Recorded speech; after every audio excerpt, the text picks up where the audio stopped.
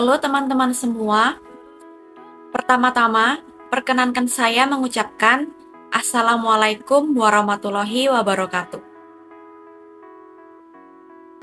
Tujuan dari video presentasi ini digunakan untuk memenuhi tugas ujian akhir semester mata kuliah Audit Investigatif dengan dosen pengampu Bapak Arif Himawan Dwi Nugroho. Saya Kristabel Fabiola Hermawan Putri dengan NIM 1905520169, program studi S1 Akuntansi, Fakultas Ekonomika dan Bisnis, Universitas Tikubang Unisbank Semarang.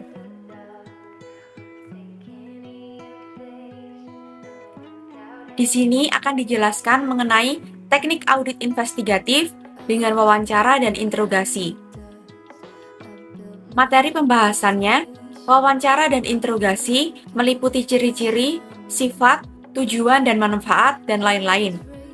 Serta perbedaan antara wawancara dengan interogasi. Serta teknik wawancara yang meliputi bagaimana wawancara dilakukan dengan adanya pengadaan ruang dan ruang pengamatan wawancara. Kemudian ada saluran komunikasi yang meliputi verbal behavior dan paralinguistic behavior. Yang pertama ada wawancara. Wawancara merupakan sesuatu yang sering dilakukan oleh auditor dalam menjalankan tugas audit dan merupakan salah satu teknik dalam pengumpulan keterangan, memahami objek pemeriksaan, menguji keterangan yang telah didapatkan sebelumnya, dan melengkapi keterangan yang lain serta tujuan-tujuan lainnya yang berkaitan dengan wawancara tersebut. Wawancara bersifat netral dan tidak menuduh, atau an interview is non-accusatory. Ini perbedaan utama antara wawancara dengan interogasi.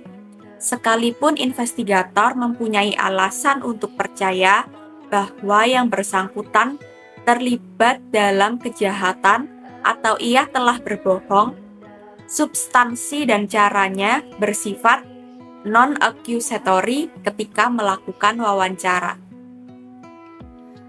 Dengan cara yang tidak bersifat menuduh, investigator dapat mengembangkan hubungan yang menimbulkan rasa percaya dan hormat dengan orang yang diwawancarainya. Tujuan wawancara adalah mengumpulkan informasi. Selama melakukan wawancara, investigator harus mengumpulkan informasi yang penting bagi investigasinya atau investigative information dan informasi mengenai perilaku orang yang diwawancarainya atau behavioral information. Selanjutnya, contoh dari investigative information meliputi apa hubungan antara orang yang diwawancarai dengan orang tertentu yang dicurigai merupakan otak dari perbuatan tindak pidana yang diperiksa. Selanjutnya, contoh behavioral information yaitu keterangan mengenai perilaku orang yang diwawancarai ketika ia menjawab pertanyaan, bagaimana ia duduk, kontak mata dengan yang mewawancarainya, ekspresi wajahnya, caranya memberi tanggapan atau jawaban, pilihan kata atau kalimat. Semua ini dapat memberi petunjuk apakah ia berkata jujur atau berbohong. Pada akhirnya, pewawancara harus menilai kredibilitas dari tanggapan yang diberikan oleh orang yang diwawancarai. Hal ini utamanya harus dilakukan melalui evaluasi atas sikap atau behavioral response selama wawancara seiring dengan penilaian atas substansi informasi yang diberikan. Selanjutnya, wawancara dapat dilakukan pada awal investigasi. Karena tujuan wawancara adalah mengumpulkan informasi, Tentunya semakin banyak informasi yang diketahui pemeriksa sebelum wawancara dimulai, semakin baik.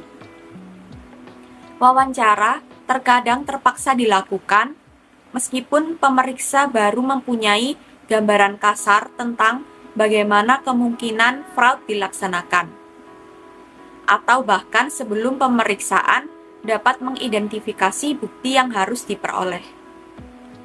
Selanjutnya, wawancara dapat dilakukan dalam berbagai lingkungan atau suasana.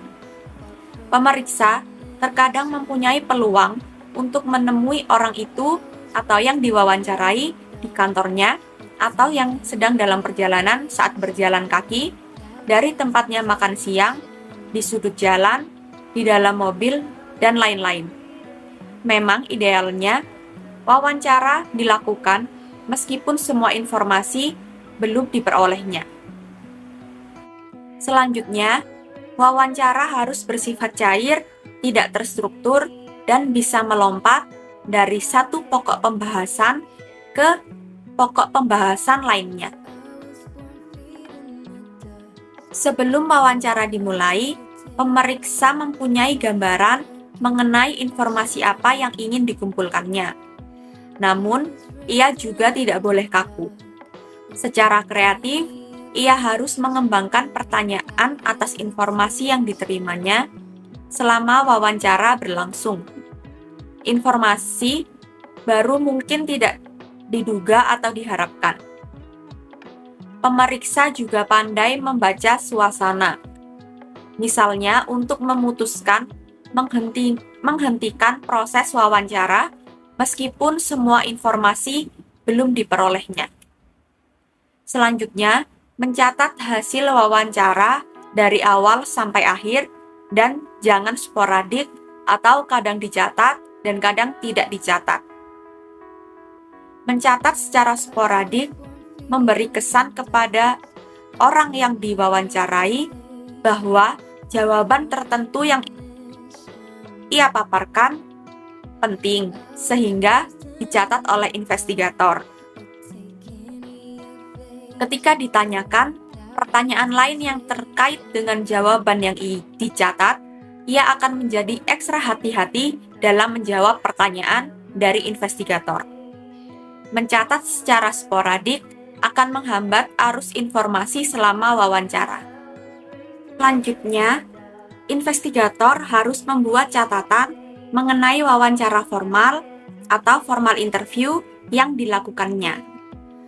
Wawancara formal adalah wawancara yang dilakukan di dalam lingkungan yang terkendali atau control information yang mencatat mempunyai beberapa kegunaan. Bukan saja ada pendokumentasian, tetapi mencatat juga menyebabkan investigator memperlambat proses bertanya. Ini memungkinkan investigator mengamati perilaku dari orang yang diwawancarainya. Pemeriksa perlu mengetahui bahwa seseorang lebih mudah berbohong ketika pertanyaan diajukan dengan kecepatan tinggi, seperti tembakan yang dilepas dari senapan otomatis. Mengatur tanya jawab yang diselingi masa hening yang panjang memberi peluang bagi orang yang diwawancarai untuk berpikir mengenai tanggapan yang bersifat menyesatkan atau deceptive response. Pada gilirannya, ini akan menyebabkan kecemasan yang terlihat dalam gejala tingkah laku menipu atau behavior symptoms of deception.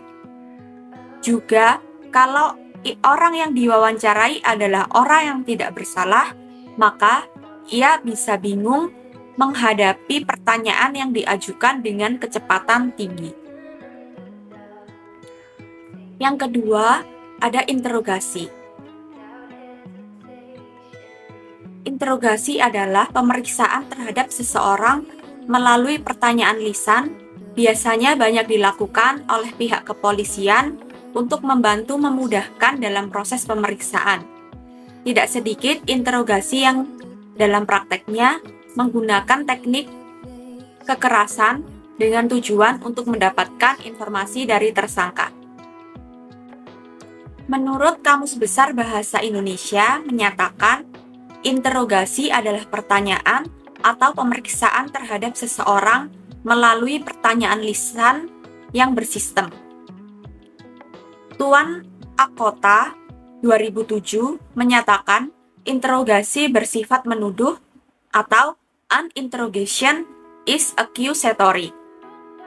Seseorang yang bersalah tidak akan memberi keterangan yang bertentangan dengan kepentingan pribadinya secara sukarela, kecuali apabila ia yakin bahwa investigator juga mempunyai keyakinan tentang kesalahannya.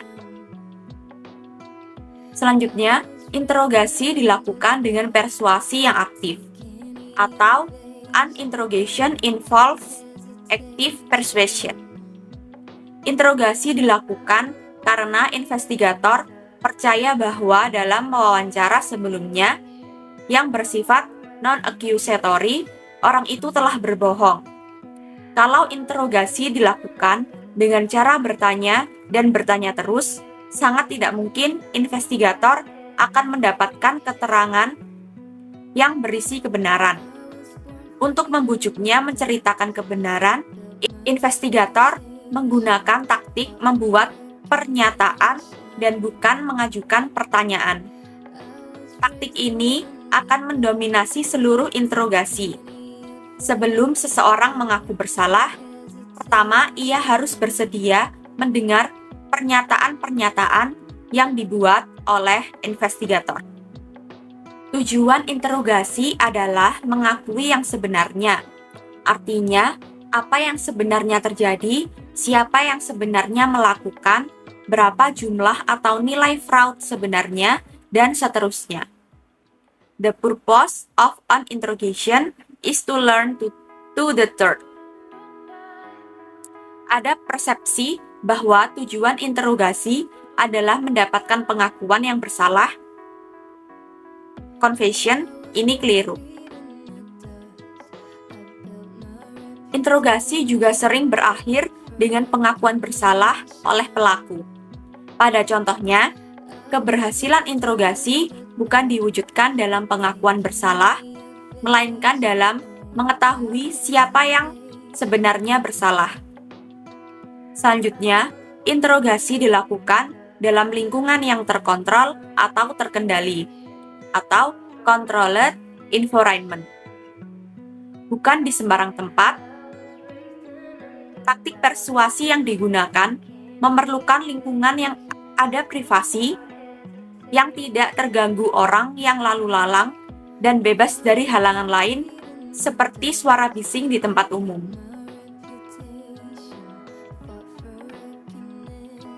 Selanjutnya, interogasi hanya dilakukan sesudah investigator mempunyai keyakinan yang memadai mengenai salahnya seseorang. An interrogation is conducted only when the investigator is reasonably certain of the suspect guilt. Investigator harus mempunyai alasan untuk percaya bahwa seseorang telah berbohong. Alasan ini mungkin berupa perilakunya selama wawancara, keterangan yang berubah-ubah sebagai tanggapan atas pertanyaan yang sama, adanya petunjuk bahwa ia berbohong, dan lain-lain. Interogasi tidak boleh digunakan sebagai alat atau cara utama untuk menilai jujur tidaknya seseorang. Penilaian ini seharusnya dapat dicapai dalam wawancara yang bersifat tidak menuduh.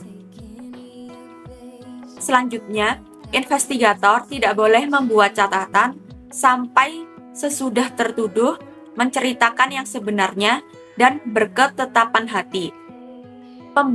Membuat catatan terlalu dini akan mengingatkan tertuduh bahwa keterangannya akan merugikan dirinya.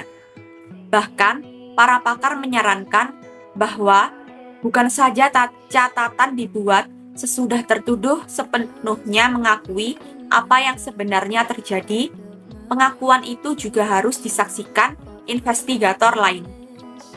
Barulah setelah ada pengakuan yang disaksikan investigator lain, investigator tersebut mendokumentasikan pengakuan tersebut dan segala perinciannya dari pengakuannya.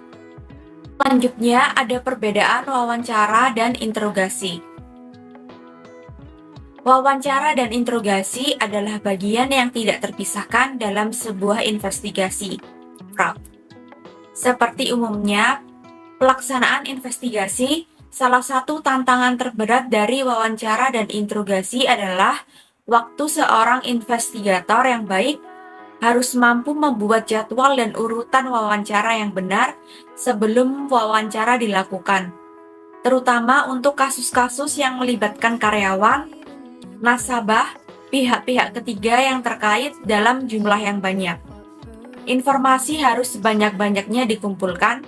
Informasi tersebut diperoleh melalui pengumpulan bukti-bukti seperti pemeriksaan fisik, dokumen, konfirmasi, prosedur analitis, perhitungan ulang, observasi, maupun tanya jawab. Semua bukti-bukti tersebut biasanya dikumpulkan terlebih dahulu sebelum dilakukan wawancara.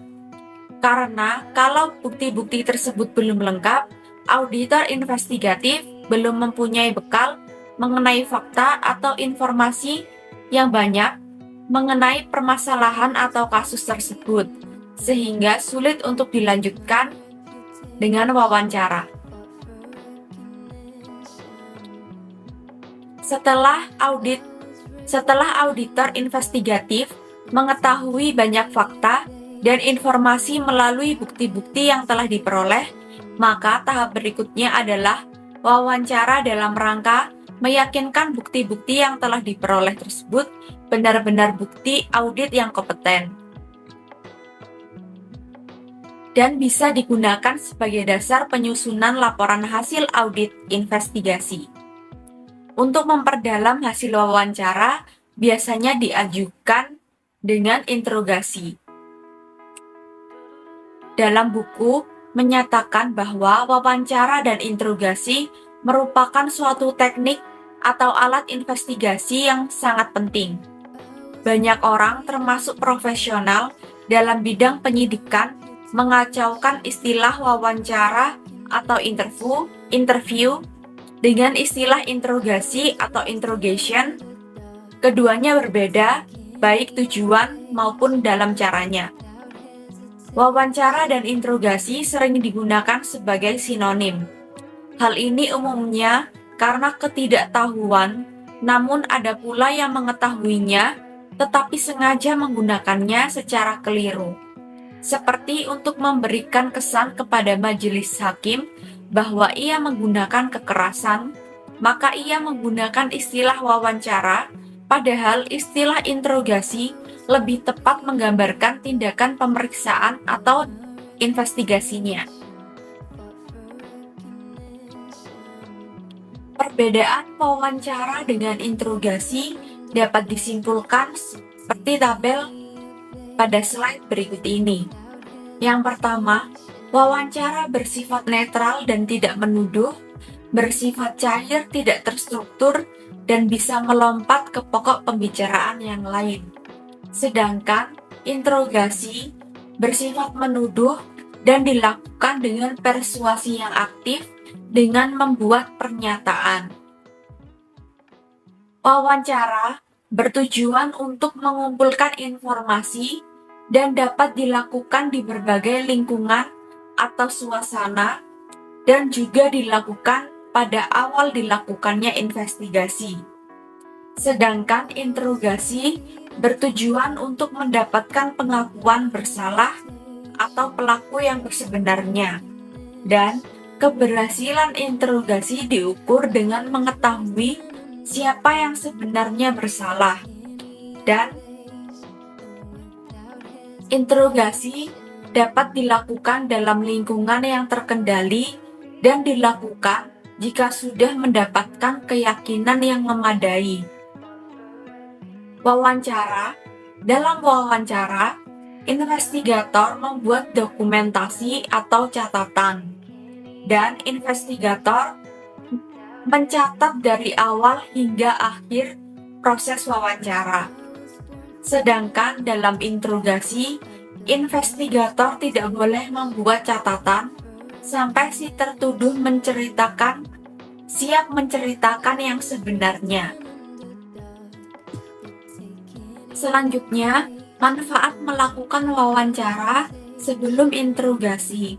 Investigator seringkali melakukan interogasi meskipun ia tidak punya bukti atau petunjuk untuk menuduh seseorang. Dan keputusan untuk menginterogasi orang itu didorong oleh keinginan untuk mencari bukti. Umumnya, interogasi semacam ini dilakukan sekadar karena investigator mempunyai persepsi bahwa orang itu mempunyai perilaku aneh. Padahal untuk menentukan seseorang berperilaku aneh, wawancara yang tidak bersifat menuduh merupakan sarana yang tepat daripada interogasi. Selain nilai behavioral information dari suatu wawancara, juga ada investigative information. Investigative information ini sangat diperlukan ketika wawancara akan ditingkatkan menjadi interogasi. Namun, investigator sering tergoda untuk mengambil jalan pintas dan mengabaikan wawancara dan langsung melakukan interogasi. Pendekatan ini sangat tidak disarankan karena yang pertama, sifatnya tidak menuduh.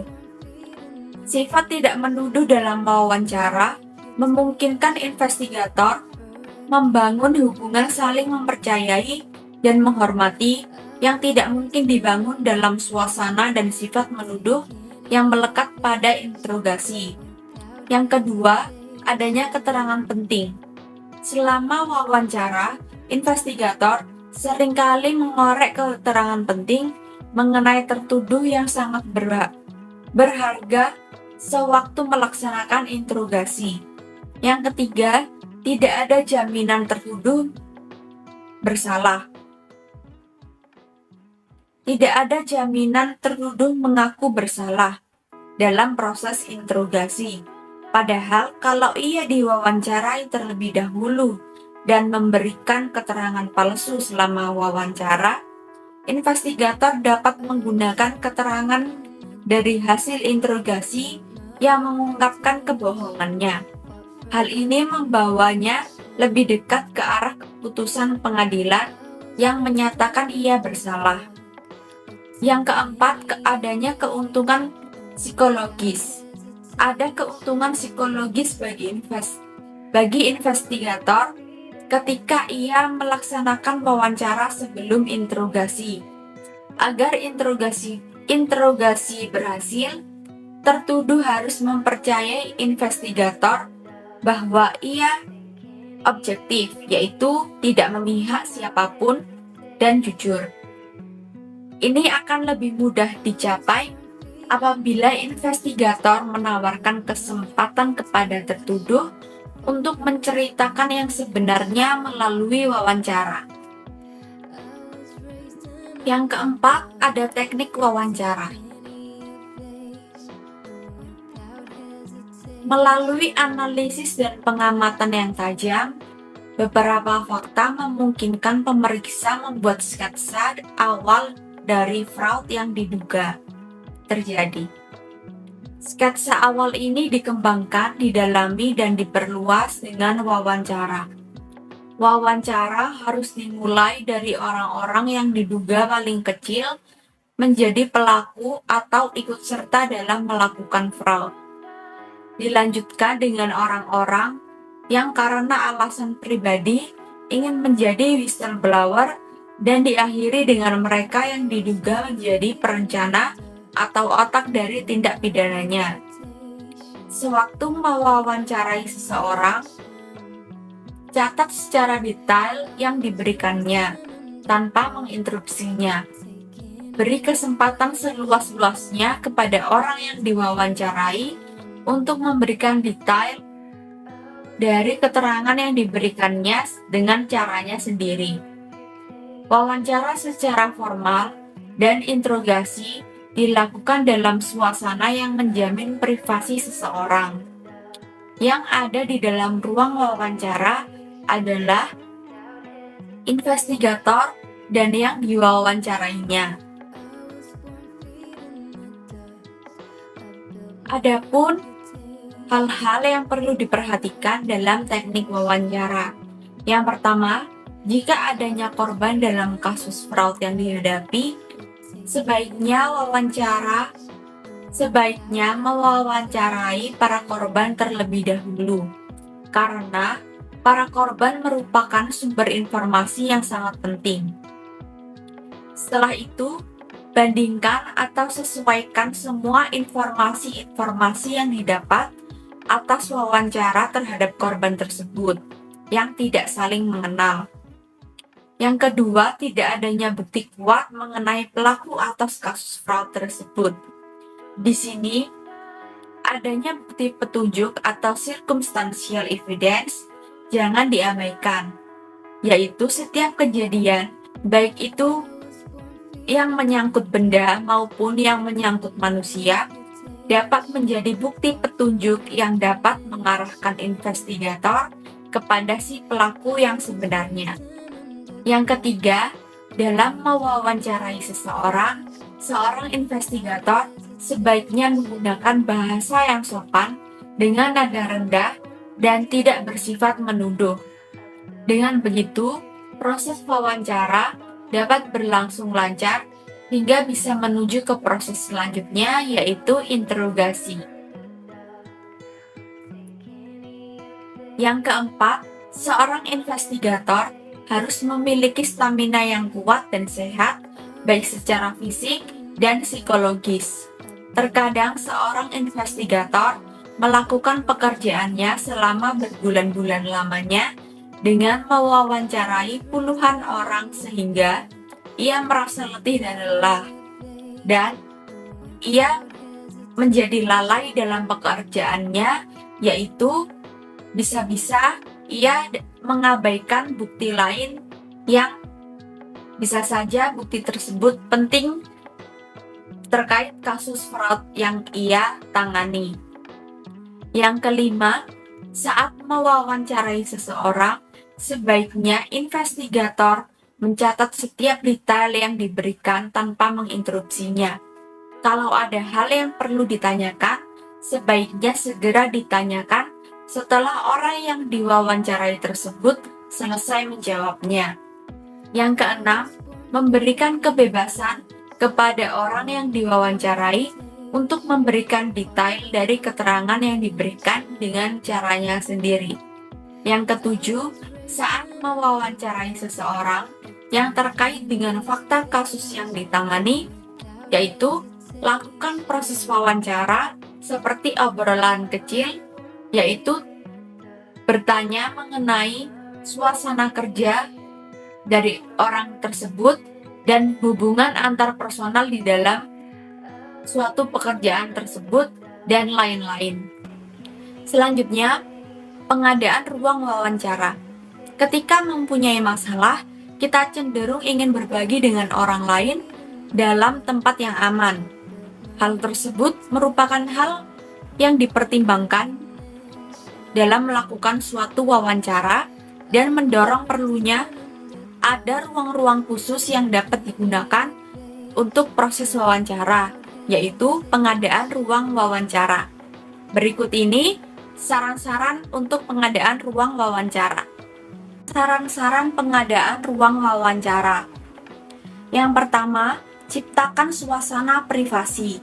Ruang ini harus tenang, tidak diganggu suara pembicaraan orang lain atau bentuk kebisingan lain seperti suara pemanggil mobil di lapangan parkir, pengeras suara di pintu tol, dan lain-lain. Dan tidak ada pemandangan orang lalu lalang. Yang kedua, pintu ruangan seharusnya tidak terkunci dan tidak boleh ada penghalang apapun sehingga orang yang diwawancarai dengan bebas meninggalkan tempat. Artinya, jangan memberi kesan bahwa orang yang diwawancarai berada di tempat tahanan. Yang bersangkutan bisa menuntut investigator yang tidak mempunyai wewenang atau alasan untuk menahannya. Yang ketiga, hilangkan segala sesuatu yang bisa mengganggu, seperti dinding dengan warna-warni yang mencolok, lukisan, hiasan ruang, dan lain-lain. Barang-barang kecil seperti kunci, klips, stapler, dan lain-lain harus jauh dari jangkauan orang yang diwawancarai, sehingga tidak menjadi mainannya sewaktu wawancara berlangsung. Kalau harus ada lukisan atau tulisan yang diletakkan di dinding, tempatkanlah di belakang orang yang diwawancarai, sehingga tidak dapat dilihatnya. Kalau dapat, ruangan ini tidak berjendela, tetapi kalau hal ini dapat dihindari, tempatkanlah di belakang orang yang diwawancarai. Yang keempat, penerangan ruang harus cukup, tetapi tidak menyilaukan mata investigator maupun orang yang diwawancarai. Lampu yang menyorot ke muka investigator akan menghalangi pengamatan wajah dan perilaku orang yang diwawancarai. Yang kelima, meminimalkan kebisingan apapun dan jangan ada telepon dalam ruangan. Telepon seluler kedua belah pihak sebaiknya dimatikan atau dibuat tanpa nada panggil. Yang keenam, kursi antara investigator dan orang yang diwawancarai berjarak sekitar 1,5 meter. Kedua orang bertatap muka secara langsung dan tidak terhalang oleh meja atau perabot kantor apapun. Kursi hendaknya tidak beroda. Untuk wawancara dengan tersangka yang tidak dikenakan tahanan, kursi tersangka ditempatkan dekat pintu atau dengan akses yang mudah ke pintu. Kursi untuk kedua orang harus dengan sandaran tegak sehingga mereka tidak bersantai-santai. Posisi santai dari orang yang diwawancarai akan menghalangi pengamatan mengenai perilakunya selama wawancara berlangsung. Investigator tidak harus dalam posisi duduk yang memungkinkan ia terbangun dan siaga.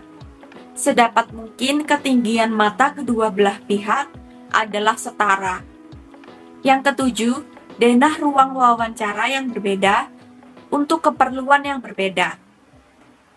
Denah ruang wawancara yang pertama adalah menggambarkan ruang wawancara yang standar. Dan yang kedua, ruang wawancara dengan ruang pengamatan. Ruang yang bersebelahan ini lebih kecil dari ruang wawancara dan berfungsi sebagai ruang pengamatan. Di dinding ruang wawancara ditempatkan cermin satu arah. Orang yang duduk dalam ruang pengamatan dapat melihat ke dalam ruang wawancara, tetapi orang dalam ruang wawancara tidak dapat melihat ke dalam ruang pengamatan. Mikrofon tersembunyi dipasang dalam ruang wawancara sehingga pengamat di ruang sebelahnya dapat mengikuti percakapan sambil menyaksikan proses wawancara yang sedang berlangsung. Yang selanjutnya, denah ruang wawancara dengan orang ketiga dan ruang wawancara dengan interpreter atau penerjemah.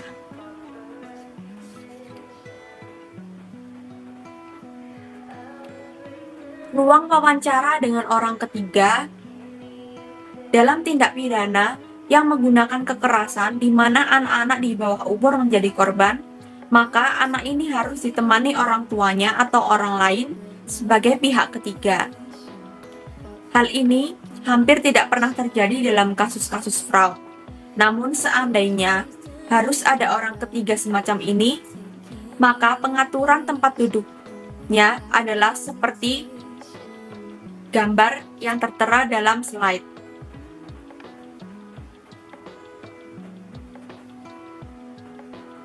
Kemudian, Orang yang diwawancarai atau pewawancara mungkin memerlukan penerjemah atau interpreter. Misalnya, jika orang yang diwawancarai menggunakan sign language atau bahasa isyarat. Beberapa lembaga mempunyai kebijakan mengenai tempat di mana wawancara harus dilakukan. Misalnya, hanya di kantor pusat atau perwakilan lembaga tersebut. Dan tempat di mana wawancara dilarang dilakukan. Misalnya tempat-tempat umum yang terbuka, seperti restoran, apalagi tempat umum yang tertutup seperti kamar hotel atau motel. Melakukan wawancara di tempat umum yang terbuka bertentangan dengan asas privasi yang dibahas. Kalau hal ini diusulkan oleh tersangka, investigator sepatutnya mencurigai dan menolak usul ini. Tempat umum yang tertutup mungkin diusulkan tersangka dengan alasan privasi, tetapi tempat umum, yaitu yang terbuka atau tertutup, sesungguhnya memberikan persepsi yang negatif bagi investigator, terutama di Indonesia, meskipun biaya restoran dan hotel sepenuhnya ditanggung investigator. Terkesan bahwa ia dibeli oleh tersangka tidak dapat dihindari. Selanjutnya, manfaat ruang pengamatan atau interview observation room. Yang pertama, adanya pengamat. Pengamat dapat menyaksikan seluruh proses wawancara tanpa mengganggu privasi yang harus ada dalam ruang wawancara. Yang kedua, perilaku tersangka. Pengamat dapat mempelajari gejala perilaku si tersangka. Mengamati gejala perilaku ini sangat penting untuk menyiapkan pengamat yang nantinya akan melakukan interogasi. Yang ketiga, ada saksi. Pengamat di ruang lain ini dapat menjadi saksi karena ia merupakan orang yang menyaksikan seluruh proses wawancara yang berada di ruang wawancara dari awal hingga akhir. Yang keempat, mengawasi. Apabila tersangka ditinggal di ruang wawancara sendirian, pengamat dapat mengawasi si tersangka karena kemungkinan adanya ia melarikan diri atau bunuh diri atau bersiap-siap menyerang pewawancara yang akan memasuki ruangan. Yang kelima, dengan beberapa tersangka. Dalam tindak pidana yang melibatkan beberapa tersangka, pengamat dapat mengawasi dari ruang pengamatan perilaku yang tidak tampak ketika wawancara dilakukan perorangan. Selanjutnya, Behavior Symptom Analysis (BSA) dan saluran komunikasi. Secara harfiah, Behavior Symptom Analysis dapat diterjemahkan sebagai analisis gejala perilaku. Ada beberapa tingkat atau level atau saluran komunikasi. Makna sebenarnya dari ucapan-ucapan seseorang diperkuat atau diubah oleh berbagai saluran tadi, seperti kegagapan, speech, hesitancy, sikap tubuh, body posture, gerak tangan, head gesture, mimik wajah, facial expression, atau nada suara, atau tone of voice. Pengetahuan membaca atau menganalisis gejala-gejala perilaku ini dimanfaatkan oleh John Reid yang merupakan pionir dalam BSA. Sejak tahun 1942, Reid merekam secara sistematis gejala perilaku dari semua tersangka yang diperiksa dengan alat untuk mendeteksi kebohongan atau lie detector atau polygraph di laboratorium ilmiah untuk mendeteksi kejahatan dari kepolisian Chicago. Penelitian ini menunjukkan ada 3 tingkatan atau saluran yang digunakan untuk berkomunikasi, yaitu yang pertama verbal channel, ucapan atau perkataan yang keluar dari mulut orang yang diwawancarai, termasuk pilihan kata dan susunan-susunan kata yang digunakannya untuk mengirimkan pesan. Yang kedua, ada paralinguistic channel, yaitu ciri-ciri percakapan atau karakteristik of speech di luar ucapan. Yang ketiga, nonverbal channel adalah sikap tubuh, gerak-gerik tangan, dan mimik wajah seseorang yang diwawancarai. Jadi setiap ucapan selalu diperkuat dan dimodifikasi dengan gerak tubuh atau bahasa tubuh. Nonverbal behavior. Selanjutnya, verbal behavior.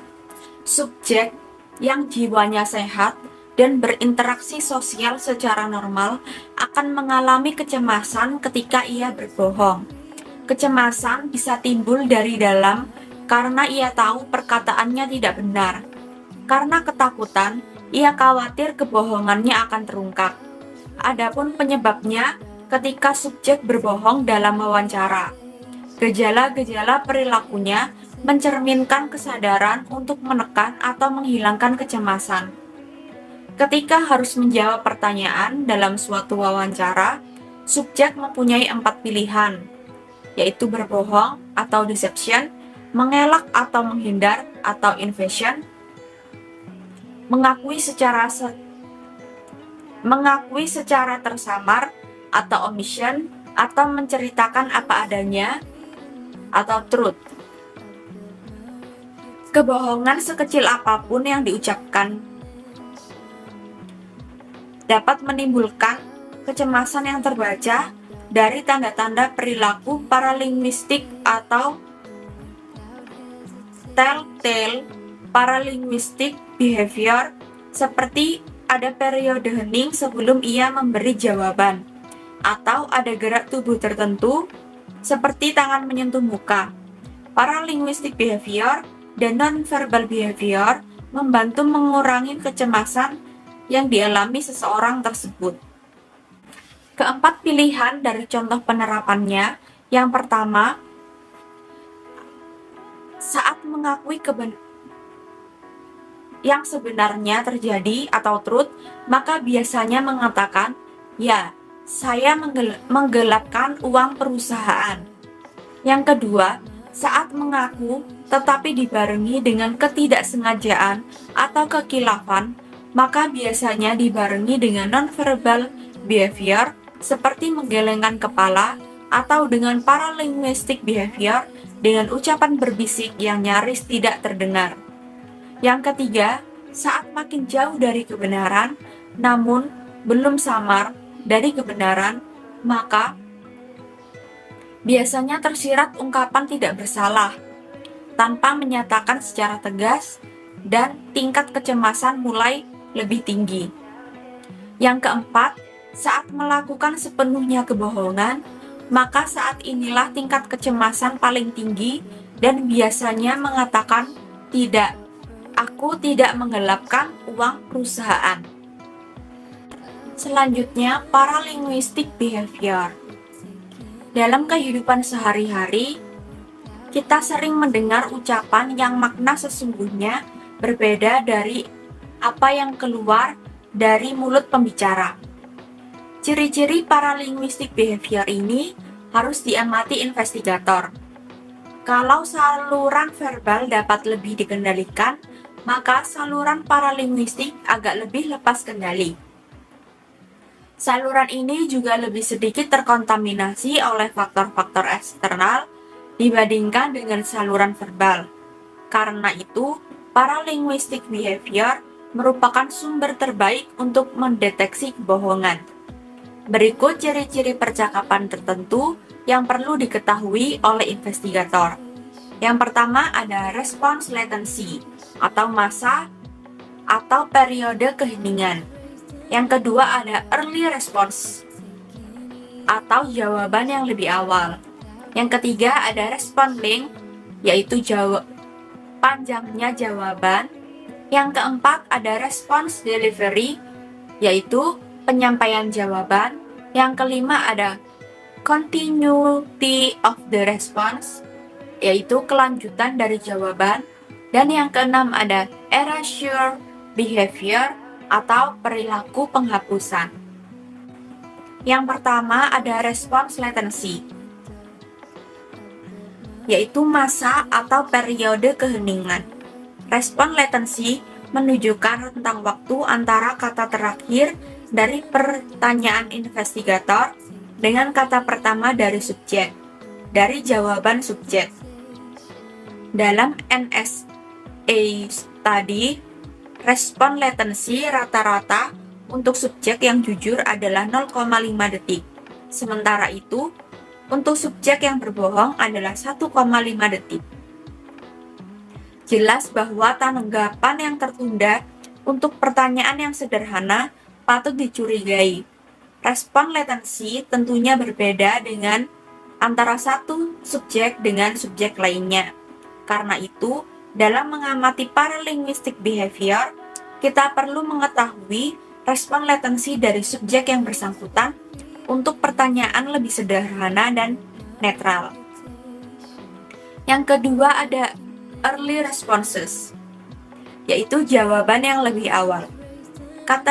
Kategori lain dari paralinguistic behavior yang berkaitan dengan ukuran waktu dari suatu jawaban atau respon time adalah early responses, atau jawaban lebih awal.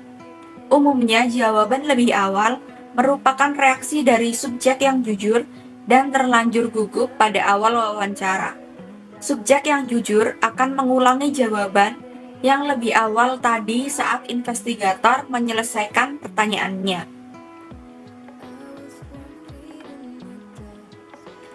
Tanda-tanda berbohong sangat perlu diperhatikan ketika early responses terjadi pada pertengahan dan atau di akhir wawancara. Pada saat-saat ini, kegugupan subjek jujur sudah mereda. Ia hanya gugup pada awal wawancara. Namun sebaliknya, subjek yang berbohong merasa semakin terpojok saat-saat ini.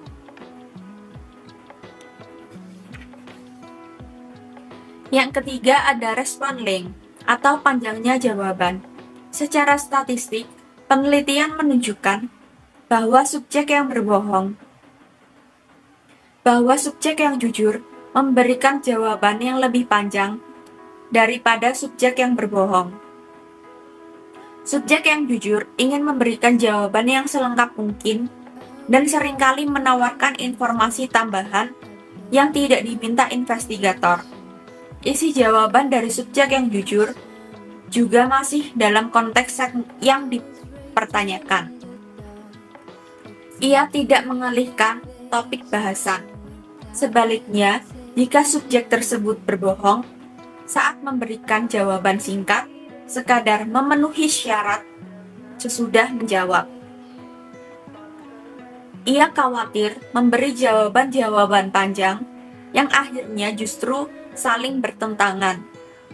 Jawaban panjang dari subjek yang berbohong cenderung bersifat mengalihkan topik pembicaraan dan di luar konteks pertanyaan.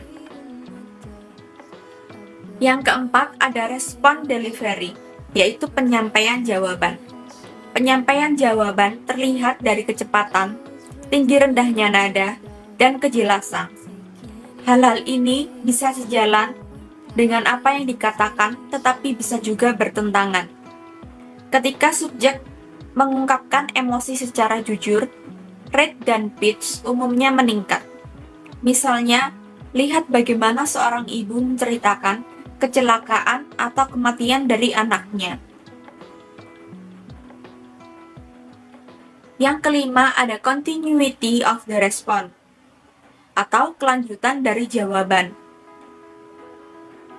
Jawaban yang jujur mengalir dengan bebas merupakan tanggapan yang spontan dan apa adanya. Jawaban mengalir sebagai satu alur pikir. Satu kalimat disusul dengan kalimat yang lain, sambung menyambung dan tidak meloncat-loncat dari satu alur ke alur yang lain. Sebaliknya, dalam jawaban dari subjek yang berbohong, ada perilaku berhenti, kemudian jalan, atau stop and start behavior.